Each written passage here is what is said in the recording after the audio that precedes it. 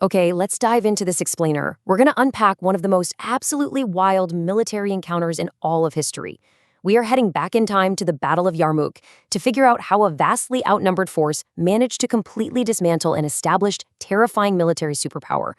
As we go through this, we're going to break down the exact mechanics of a battlefield drop that was executed so flawlessly, it literally changed the course of history. It's a total masterclass in psychology, geography, and just relentless strategy. These are a people with no knowledge of war. This was said by the Muslim commander Khalid ibn al-Walid as he stood on high ground, looking down at the massive Roman armies right before this decisive clash. Now, just take a second to really think about the sheer audacity of that statement. The army he was looking at, they were not a bunch of rookies. This was, without a doubt, the most powerful army in the known world. We're talking veteran forces led by highly experienced generals who had just absolutely crushed the Persian Sasanian Empire in these grueling, terrifying wars that, according to the sources, would make a child's hair turn gray. And yet, looking at this invincible force, Khalid's assessment was simply that they knew nothing of war, right? So to understand why he felt so incredibly confident, we have to look at the numbers and the structure of what he was actually facing. Part 1. The balance of power. Let's move to and see how this builds. Now, what's really interesting about this slide is the terrifying scale it reveals. You have an estimated 200,000 Roman soldiers facing off against just 30,000 Muslim soldiers.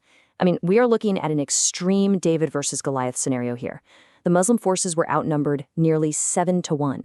When you're facing overwhelming numerical superiority like this, traditional linear warfare is out the window. You just can't win a battle of attrition. You have to rely on something else entirely to neutralize that massive numerical advantage. And you know, it wasn't just sheer numbers.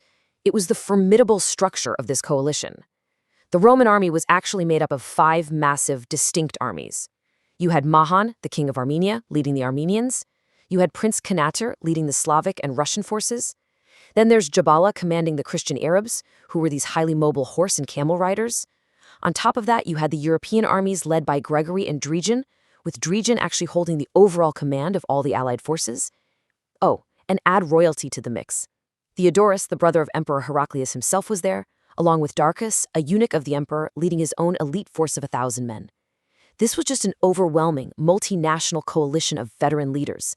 But a coalition this massive, with this many different moving parts, has one hidden, fatal vulnerability: coordination. Part 2. The deadly cliff trap. So, how exactly do you deliberately deconstruct a massive veteran army of 200,000 men? Well, you don't just fight them, you have to engineer their collapse. Before the trap even springs, you've got to consider the terrifying dedication of the Roman forces, specifically on their right flank. Gregory's European soldiers actually literally chained their legs together. I know, it sounds crazy. This wasn't just some symbolic show of extreme discipline or a vow to hold the line to the bitter end. It was deeply practical. If the Muslim forces managed to break through their ranks, these ground chains would act as a physical tripwire against enemy horses. They essentially chained themselves to the battlefield, turning their own bodies into a static defensive wall. But here's the thing about warfare. A static defense can become a massive liability if the enemy dictates the direction of the battle. And this brilliantly illustrates exactly how Khalid exploited that. Following a really violent initial clash, the Muslim army executed a highly precise tactical plan. They applied immense pressure through a flank attack. But the goal here wasn't actually just to kill the enemy on the flank. The goal was physics. The lateral attack forced the retreating Roman units inward, pushing them directly into the center of their own formation. This deliberate funneling caused a catastrophic loss of general balance across the entire Roman army. That's when step 3 hits: total loss of communication and control among the allied armies, which leads directly to step 4. You see, this retreat path, it wasn't an accident. It was exactly the path Khalid had engineered for them from the very beginning. By forcing hundreds of thousands of men into a converging center, the world's greatest military machine lost all of its organizational structure. They reached the absolute most dangerous phase in the history of any army. They became a weaponized, leaderless mob. The soldiers were crammed into such a tight, narrow space that they couldn't even wield their weapons naturally. They were suffocating under their own numbers, completely neutralized, not by enemy swords, but by the sheer pressure of their own panicked mass. Which brings us to the brutal, chaotic climax of the trap: defeat at the edge. The immense pressure from the front and the flanks pushed this massive, disorganized mob backward, toward a specific geographical feature: a steep cliff an abyss. Panicking, completely unable to fight, and desperately trying to flee through the ravine without any success, the final mechanism of the trap was sprung. Soldiers literally fell directly into the abyss. Others were killed in the overwhelming crush of bodies, and the rest were captured.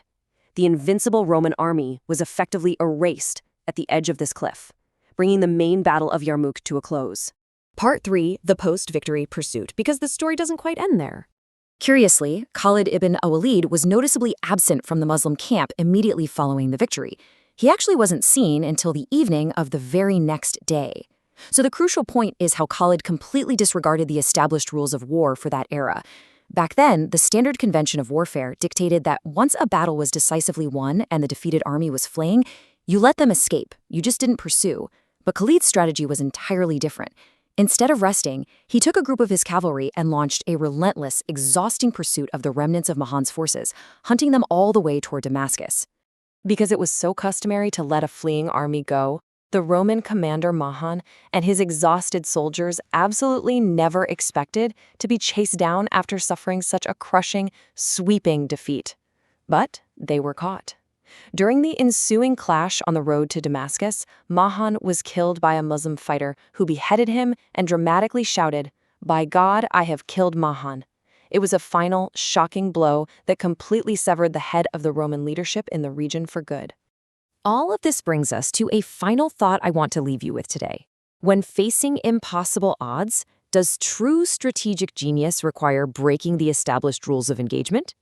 I mean, from diagnosing an invincible army as knowing nothing of war, to weaponizing the enemy's own massive numbers against them, to chaining soldiers on the battlefield, and finally, to ruthlessly ignoring the conventions of the era to hunt down a fleeing commander, this explainer shows that sometimes sheer numbers and tradition are absolutely no match for innovative psychological strategy. Thank you so much for joining me on this deep dive. Take some time to think about that final question and keep learning.